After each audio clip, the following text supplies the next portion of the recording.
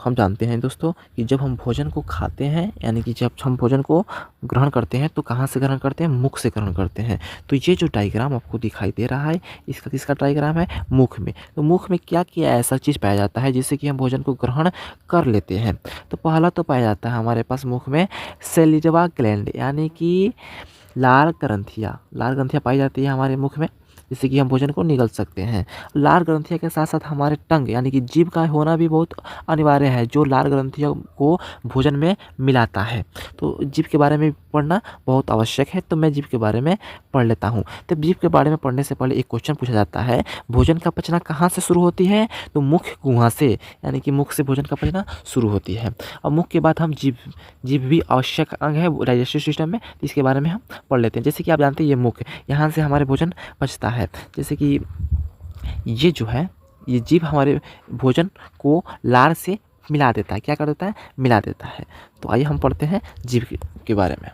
तो देखिए दोस्तों, ये डायग्राम जो जीभ का दिखा दे रहा है यानी कि टंग, इंग्लिश में बोलते हैं इसे टंग। ये बहुत सारे स्वाद जैसे कि बीटर मतलब होता है कड़वा, स्वीट मीठा, सेल्टी मतलब नमकीन, और सौर मतलब खट्टा। ये 4 स्वाद होते हैं जो हमारे जीभ चक्कर बता देता है ये कौन सा कैटेगरी का स्वाद है।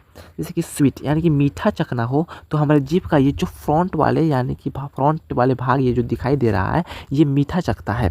और ये इसके बाद ये जो साइड वाले यहाँ पे ये ब्लू जो दिखाई दे रहा है ये सेल्टी यानी कि नमकीन चखता है। और हम दूसरा आ जाते हैं, तो यहाँ पे जो बीच ये लास्ट का बीच वाला भाग है जो बीटर यानी कि कड़वा कोई भी चीज़ खाते हैं तो ये हमें बताता है। और इसके बाद ये जो साइड वाली येलो दिखाई दे रहा है ये वाले किनारे वाले भाग सावर यानी कि खट्टे, जैसे कि नींबू खाएं तो हमें ये बता देता है साइड वाला किनारे वाला भाग। ठीक है, तो स्वाद को चखने में जीभ हमारे लिए बहुत ही आवश्यक अंग है। इसके बाद हम पढ़ते हैं फूड पाइप। यहाँ से भोजन जब निकल लेते हैं तो फूड पाइप के द्वारा पेट में भोजन चला जाता है। इसके बारे में हम पढ़ते हैं। जैसे कि दोस्तों ये जब हम भोजन निगलते हैं तो निगलने के बाद ये हमारे फूड पाइप, ये जो दिखाई दे रहा है फूड पाइप, इसी में आ जाता है, इसी के द्वारा हमारे पेट में भोजन चला जाता है।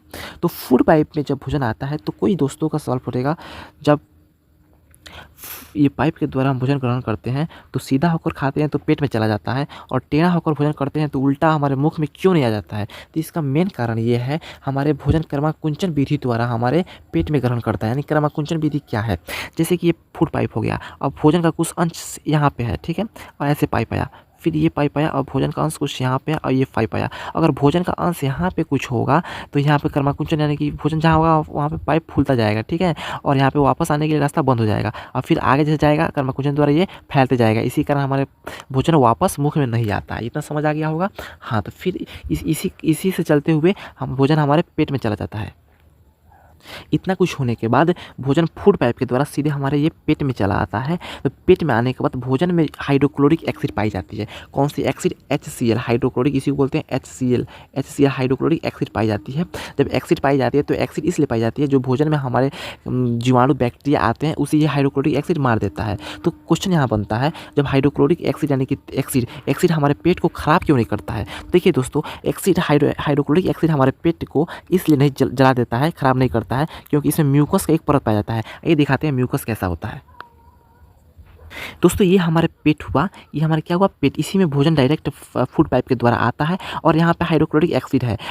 पेट और हाइड्रोक्लोरिक एसिड के बीच एक म्यूकस, ये जो दिखाई दे रहा है ये म्यूकस का परत होता है। क्या होता है? म्यूकस। इसी को बोलते हैं हिंदी में श्लेष्मा। क्या होता है? श्लेष्मा। यह हमारे पेट को जलन से यानी कि एसिड से बचाता है, ठीक है ना। अगर ये श्लेष्मा जिसकी पेट में पतली हो जाती है उसके पेट में जलन होता है, ठीक है ना। हाँ, तो हम दवा लेते हैं तो श्लेष्मा ही हमारे पेट को जलन से बचाता है। जब पेट में भोजन आ जाता है इसके बाद वह हमारे छोटी आंत में चला जाता है। तो देखिए पेट से भोजन डायरेक्ट छोटी आंत में आ जाता है। जैसे कि छोटी आंत की भाग ये है, यहाँ से ये दिखाई दे रहा है दोस्तों, ये छोटी आंत है, और ये मोटी वाली जो दिखाई दे रहा है ये बड़ी आंत है। तो आपको बता दें जानकारी के लिए कि छोटी आंत की जो ये छोटी आंत होती है, ये जो छोटी आंत है, तो छोटी आंत की लंबाई लगभग छोटी आंत की लंबाई लगभग 7 मीटर होती है। क्या होती है? 7 मीटर होती है। और जो बड़ी आंत की लंबाई होती है वो 1.5 मीटर तक होती है। इससे हमारी ये तात्पर्य निकलता है कि बड़ी आंत साइज में छोटा होता है किसकी तुलना में? छोटी आंत की तुलना में, ठीक है। और छोटी आंत बड़ी होती है। भोजन का पूर्ण पाचन कहाँ होता है? तो दोस्तों बता दें कि भोजन का पूर्ण पाचन इस छोटी आंत में होता है। भोजन पचने के बाद ये भोजन में जो पानी होती है इसमें आ जाती है और भोजन पानी सब ये बड़ी आंत में सोख ले जाता है और हमारा जो मल बच जाता है इसी के द्वारा बाहर निकल जाता है, ठीक है दोस्तों।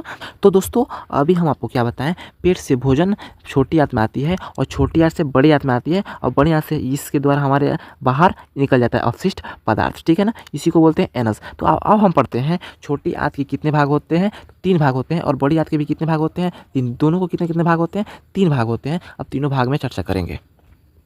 दोस्तों पिक्चर पे ये आपको ये छोटी आंत, ये क्या दिखाई दे रहा है? छोटी आंत। आप तो पहचान गए होंगे कि छोटी आंत कौन सी है, बड़ी आंत कौन सी है। तो ये छोटी आंत के कितने भाग होते हैं? 3 होती है। जैसे कि ये जो छोटी आंत और बड़ी आंत को आपस में जोड़ती है उसे बोलते हैं इलियम। क्या बोलते हैं? इलियम। और जो पेट और छोटी आंत को जोड़ती है उसे बोलते हैं ड्यूडेनम और बीच वाले भाग को बोलते हैं जेजुनम, ठीक है ना। आप लोग इसे बहुत अच्छे से याद रखिएगा, डायरेक्ट सवाल पूछ लेता है। अब आते हैं हम बड़ी आंत के भाग में पढ़ने के लिए।